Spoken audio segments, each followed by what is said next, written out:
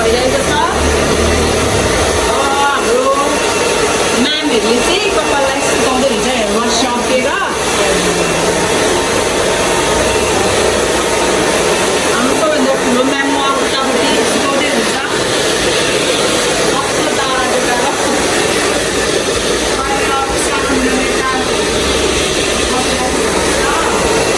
आज एकदमै simple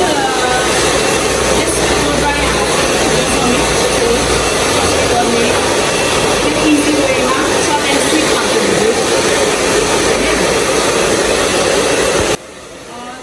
blow dry गर्नुभन्दा अगाडि चाहिँ यस्तो ट्याङ्गल टिपेर यस्तो ट्याङ्गलहरू निकाल्नुपर्छ। यस्तो ब्रसहरू चाहिँ मजाले अनि ट्याङ्गलहरू निकाल्यो भने आफूलाई पनि सजिलो इजी हुन्छ ब्लो ड्राई गर्नुको लागि। ब्रसहरू अड्किँदैन।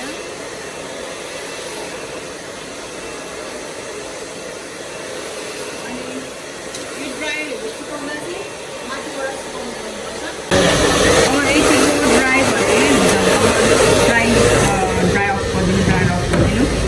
अनि अब चाहिँ एकदमै सेक्सन बाई सेक्सन चाहिँ एकदमै आफूलाई कसरी सजिलो हुन्छ आफ्नो सेक्सन लिँदाखेरि एकदमै निट लिने, एकदमै लाइक आफूलाई पनि सजिलो हुनु पऱ्यो कि काम गर्दा जे गर्दा पनि गाइडलाइन्स एकदमै सफा निट गर्नुपर्छ है म्यामहरू।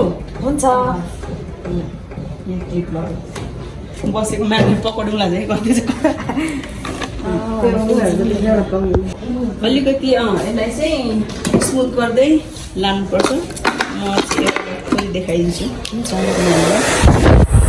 आफ्नो हातमा कतिको होल्ड गर्नु सकिन्छ। ब्रस एकदमै सजिलो वेमा सिम्पल। ब्लो ड्राईको टेक्निक चाहिँ कस्तो हुन्छ भने कतिलाई चाहिँ एकदमै भल्युम पनि मनपर्छ, कतिलाई स्मुथ मात्र मनपर्छ, कतिलाई चाहिँ स्ट्रेट मनपर्छ, कतिलाई फाइन नेचुरल लुक्स पनि मनपर्छ होइन। यसको डिफ्रेन्ट डिफ्रेन्ट टेक्निकहरू हुन्छ। अहिले चाहिँ हामीले एकदमै बेसिक सिम्पल गर्ने तरिकाहरू मात्र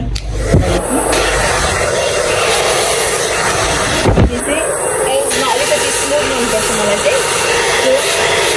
गर्दाखेरि चाहिँ ब्लो ड्राई गर्दाखेरि चाहिँ एकदमै ध्यान दिनुपर्ने कुरा, कतिले चाहिँ ब्लो ड्राई गर्दा मैले धेरैले ब्लो ड्राई गरेको देखेको छु कि एकदमै बिचमा हिट स्ट्रेट हिट दिनुहुन्छ। यो गर्नु हुँदैन, यो चाहिँ एकदमै रङ हो। यसलाई चाहिँ साइड गर्नु एकदमै साइड छेउ गर्नु, किनभने यसको क्युटिकल्सहरू चाहिँ क्लोज हुनु गर्नुहुन्छ। कतिलाई चाहिँ ब्लो ड्राई गर्दाखेरि कस्तो हुन्छ भने ब्लो ड्राई गर्दा ड्रायरले हिटले कपालहरू बिग्रिने चान्स हुन्छ, ड्राई हुन्छ भन्ने हुन्छ होइन। तर यो चाहिँ तपाईँले राइट तरिकाबाट राइट वे यसको टेम्परेचर प्रोसिजरहरू चाहिँ सही तरिकाले गर्नुभयो भने ड्रायर चाहिँ एकदमै राम्रो हेयर ट्रिटमेन्ट हुन्छ। बोलिदिन्छु अलिकति अर्को सेक्सन कति गरौँ है ड्रायर यो तपाईँको हो र?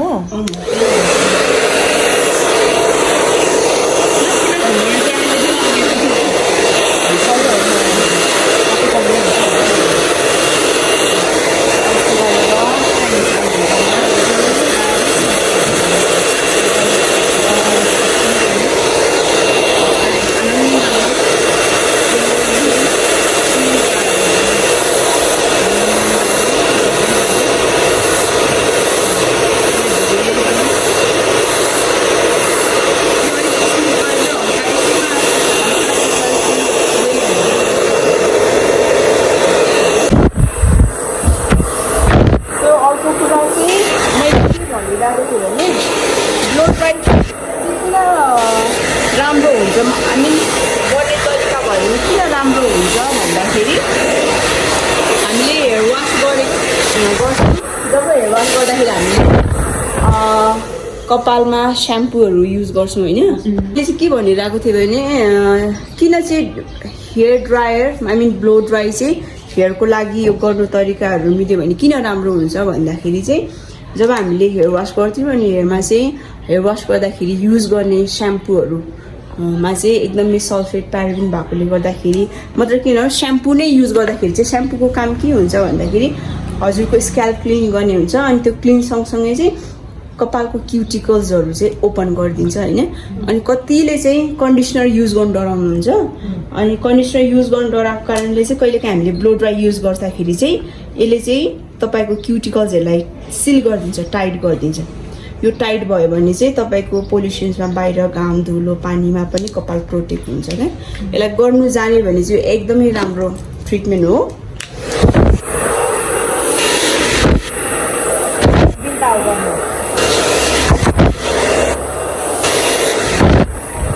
स्मुथ हामीले एकदमै फाइन स्मुथ र क्युटिकल मात्रै हामीले क्लोज गरिरहेको छौँ होइन।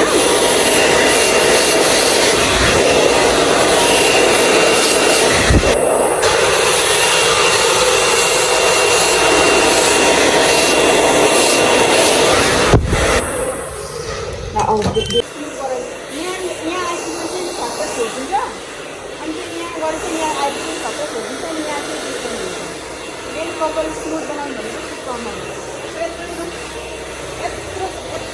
यत्रो सेक्सन लिँदा पनि नसक्दै छ।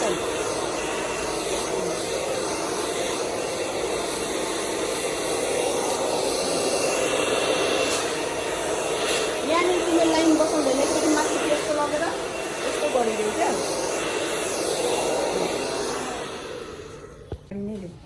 अगाडिमा किनभने उसको हेयर कट त्यस्तो छ नि त। यसरी होइन कस्तो अप्ठ्यारो हुन्छ हो त्यति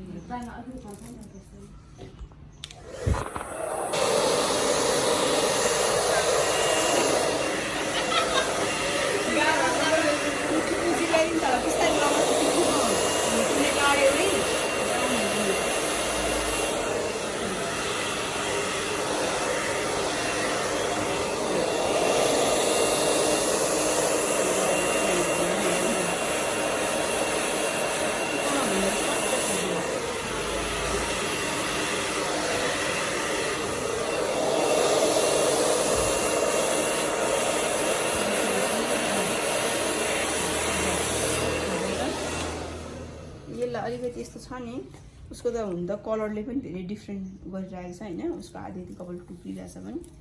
अनि तिमीलाई त्यो गर्नु अप्ठ्यारो भयो भने यहाँबाट यसरी एकचोटि ल्याउने क्या। यहाँ अर्कोपट्टिबाट हेर क्या। अनि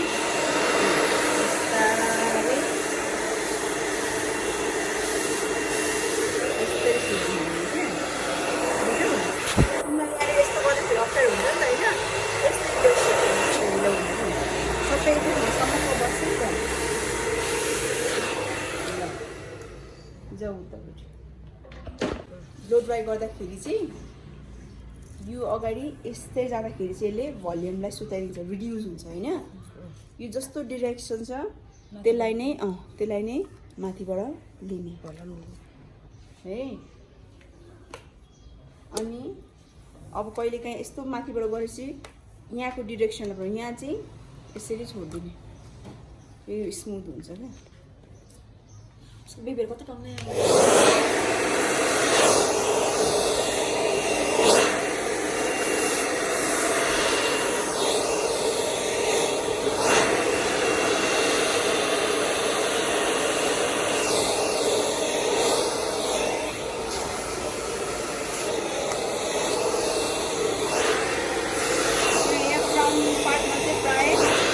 धेरैले भल्युम खोज्नुहुन्छ अनि राम्रो पनि देख्छ।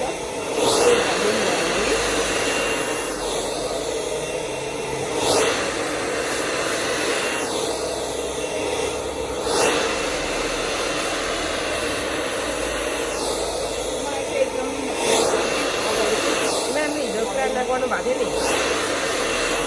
हिजो प्लानमा गर्नुभएको थियो नि तपाईँले, त्यो कलर लाउने प्लानमा है कस्तो राम्रो। इन गर्दा पनि आउट गर्दा पनि लास्टमा स्ट्रेट गरेर मिलाउँदा हुन्छ कि। यसलाई त्यो मान्छेले आउट गर्यो भने आउट मात्रै हुन्छ। यो इन आउट भन्यो कि त्यो खोल्दा ओर्दा त्यो मुभमेन्ट अलिकति उयो हुन्छ क्या। इनमा कस्तो राम्रो हुन्छ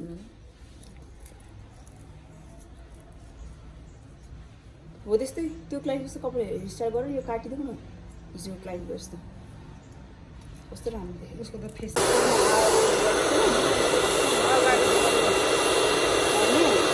यसलाई अलिकति क्लियर गर्ने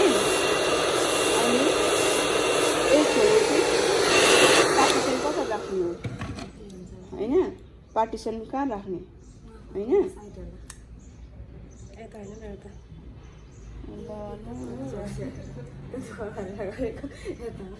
यहाँ राख्दैन होइन यहाँ राख्दैन होइन अनि मलाई हो यताबाट कस्तो भन्नु गाह्रो यतापट्टि यसलाई कुन हात राख्नु कस्तो इजी हुन्छ यही हात गरिदिनु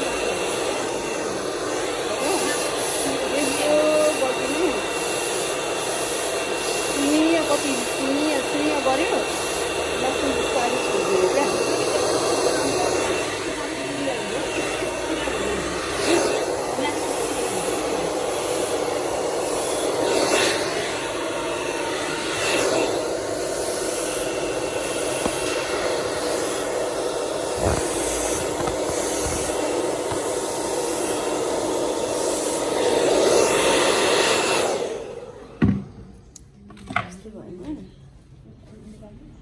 अब उयो के भन्छ उयोले पनि उयो गरौँ न कलर्सको उयो डिफ्रेन्ट